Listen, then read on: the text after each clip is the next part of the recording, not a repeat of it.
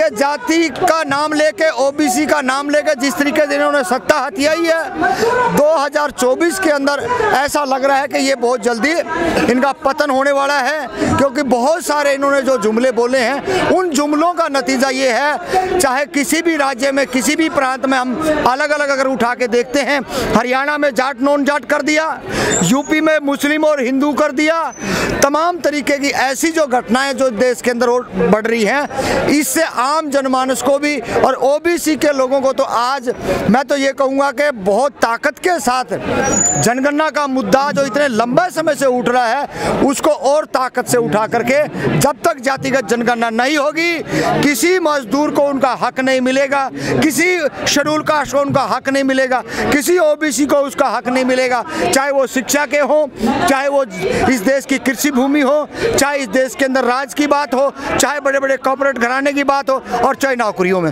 ये सारे के सारे जो हथकंडे, सारे के सारी जो जगहों पे जो कब्जा कर रखा है, वो इस देश के ब्राह्मणों ने कर रखा है। और जब तक ब्राह्मणों के खिलाफ आप लामबंद नहीं होगे, इस देश के अंदर कोई भी चीज़, चाहे आप शिक्षा के ऊपर हथौड़ा चलने की बात हो, और चाहे आज अंतर्राष्ट्रीय प्लेयर जो अपने आप को हिंदू मानने वाले लोग हैं, ये रोज हनुमान की पूजा करने वाले हैं, रोज करवा चौथ मनाने वाले लोग हैं, आज देख लिए वो जनगणना का असर है।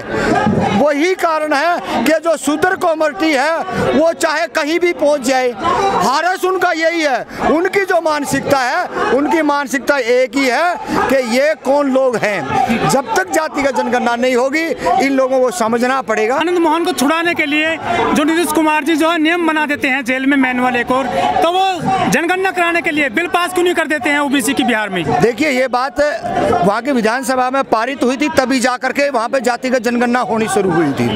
रही बात आप उस जिसको बाहर निकाला है, आप बिल्किस मानो के हत्यारों को नहीं देख रहे, गैंग रेपिस्ट को नहीं देख रहे। अरे इन्होंने तो कम से कम उसको इतनी लंबी सजा होने के बाद में जेल के अंदर से ये आदेश आया होगा, उसका व्यवहार देखा गया होगा। और दूसरी, हो सकता है आपकी बात सत्य हो, राजनीतिक लोग हैं, समीकरण हर कोई बैठाता है, लेकिन बिल्किस मानो जैसे हत्यारे और बलात्कारी तो नहीं है। तो ये बहुत समझने की बात है कि ऐसे होना नहीं चाहिए। हालांकि लेकिन फिर भी कहीं ना कहीं ये राजनीतिक मुद्दा कुछ विपक्षी दलों ने बनाया है, और ये बिल्किस मानो से बहुत कम है। लेकिन क्या ओबीसी के वोट नहीं चाहिए नीतीश कुमार को बिहार में, जो जनगणना नहीं करा रहे? नहीं, ओबीसी जनगणना उन्होंने मना थोड़ा ही किया है, ये तो कोर्ट का डिसीजन है। और अब दोबारा देखिए, अभी 4 दिन पहले की तो बात है, बंद हुआ है, कोर्ट के आदेश से बंद कराई गई है। तो ये ओबीसी सबसे, बिहार के अंदर चाहे यूपी के अंदर हम देख ले, सबसे ताकतवर जो लोग हैं वो ओबीसी के लोग, और ओबीसी के लोगों की पूरे देश प्रदेश की बात है, हरियाणा की भी उसमें लोग आते हैं कि जब तक जातिगत जनगणना नहीं होगी, इस देश के अंदर कोई भी जो सोशल जो लोग हैं, सामाजिक न्याय के जो लोग हैं, इस आवाज़ को कम नहीं होने देंगे। अभी हमने मैम 24 के सबूतरे पे, जहाँ ब्राह्मणों ने ऐलान किया था कि वामन मेश्राम आके यहाँ पे धरना दे, यहाँ पे प्रेस कॉन्फ्रेंस करे, तो हम उसको काट देंगे, उड़ा देंगे। लेकिन हम ही लोगों ने ये कहा, एक भी जो गुंडा और मवाली अगर वामन मेश्राम के नज़दीक आ गया तो ठीक नहीं होगा। अगर हमारा कोई प्रोग्राम भी देखना है मैम 24 से, वो ब्राह्मण 5 किलोमीटर दूर से देखे, और वहीं पे प्रोग्राम हुआ, जातिगत जनगणना की बात हुई है। तो ये जो चीज़ें हैं लगातार लोग उठा रहे हैं। ये सरकार तानाशाही सरकार है, ये नहीं कराएगी। ओबीसी का कई प्रोग्राम रद्द हो गए। नहीं, एक प्रोग्राम रद्द हुआ है। जाटों ने विरोध किया था। देखिए, जाटों ने गलत किया। जाटों ने कहीं भी ओबीसी के कॉलम में नहीं आना चाहिए था। मैं तो, हम भी आज भी कह रहे, उस टाइम भी कह रहे थे, बड़े कम से कम आपके पास शिक्षा ज़्यादा है, रोजगार ज़्यादा है, आपके पास, आप मुख्यमंत्री MP आप हो, तो आपने कहाँ ये पचंगड़ में एक नालायक आदमी यूपी से आके यशपाल मलिक, वो पूरे हरियाणा के जो ताकतवर लोग हैं ना, जिसकी आप शब्द यूज कर रहे जाट, उनका उनका चंदा भी ले गया और उन्होंने ओबीसी के और दलितों के बीच में फूट डालने का काम भी उसी ने किया और 60-70 लोगों को मरवाने का काम किया यशपाल मलिक ने। आज वही है हरियाणा के जाट ये बात कह रहे हैं कि हम गलत है, यशपाल के चक्कर में पड़े हैं। देखिए, तेजस्वी यादव मना नहीं कर रहा है, तेजस्वी यादव नहीं मना कर रहा है, नीतीश मना नहीं कर रहा है, उनके सरकार में किसी नुमाइंदे ने मना नहीं किया है। ये तो वो तो आज से नहीं है। लालू प्रसाद यादव पहला व्यक्ति है देश के अंदर जो पार्लियामेंट के अंदर लालू जी ने ये कहा था कि इस देश के अंदर जातिगत जनगणना हो, तो हम उसकी पार्टी पे तेजस्वी पे हम कोई आरोप नहीं लगा सकते। और आखिरी भी हमने कोई उम्मीद है इस देश के अंदर सामाजिक न्याय की, वो ही बिहार से है। बिहार से ही कोई ऐसी कोई ज्वाला निकलेगी जो पूरे देश में ओबीसी के लोगों को, शेड्यूल्ड कास्ट के लोगों को, माइनॉरिटी के लोगों को सामाजिक न्याय मिल सकता है। दलित डीएम के हत्यारों को छोड़ा गया, उसमें यादव भी थे, मुसलमान भी थे, राजपूत तो था ही उसमें, तो कैसे उम्मीद की जाएगी सामाजिक न्याय की? देखिए, कई बार ये ना हमने कहा राजनीतिक एक अलग अखाड़ा होता है। ओबीसी के, देखिए बात आ रही है ओबीसी के वोटों की, जातिगत जनगणना की।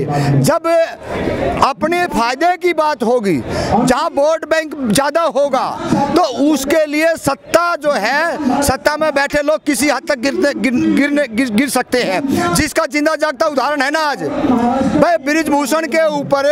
वहां पे 6 बार का एमपी है और वहां पे इतना ताकतवर व्यक्ति है, तो आज नरेंद्र मोदी और अमित शाह उसको क्यों नहीं कहते?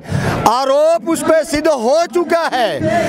8-8, 10-10 दलित का 14 साल। देखिए, जेल काटी ना उन्होंने, जेल काटी ना उन्होंने। तो हम तो ये कह रहे हैं राजनीतिक फायदा है भाई, उन्होंने अपना राजनीतिक फायदा वहां देख लिया ना।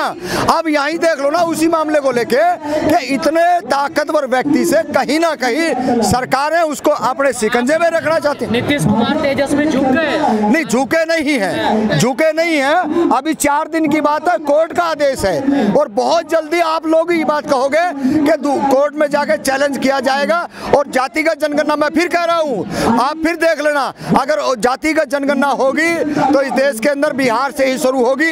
ये बात देख लेना, वो भी लालू की औलाद है। कुछ लोग कह रहे हैं नीतीश की चाल है, क्योंकि आनंद मोहन वाला मामला ज्यादा उठ रहा था, इंटरनेशनल मामला बन गया था, इसलिए इधर ले आया है। नहीं, आनंद मोहन का कोई मामला नहीं था। जातिगत जनगणना बड़ा इशू है और इस विषय पे कोई भी देश का, भारत देश का नागरिक बुला नहीं सकता है। जातिगत जनगणना होके रहेगी और जब तक जातिगत जनगणना नहीं मिलेगी, किसान भी मरेगा, मजदूर भी मरेगा, क्योंकि उनको, छात्र भी, तमाम जो इस देश के अंदर जन है उनका सबका शोषण होता रहेगा जब तक जातिगत जनगणना नहीं होती। किसके पास देश के अंदर सत्ता है, किसके पास देश के अंदर जमीन है, किसके पास शिक्षा है और तमाम सारे संसाधनों पे किसका कब्जा है, वो जातिगत जनगणना से सिद्ध होगा। लेकिन दुर्भाग्य ये है आज इस देश के अंदर लोगों को ये नहीं पता है कि जातिगत जनगणना का एक्चुअली में फैक्ट फाइंडिंग क्या है। देखिए, इसमें कोई दो राय नहीं है। इस देश के अंदर चाहे केंद्र सरकार हो और चाहे सुप्रीम कोर्ट हो, दोनों का मकसद एक ही है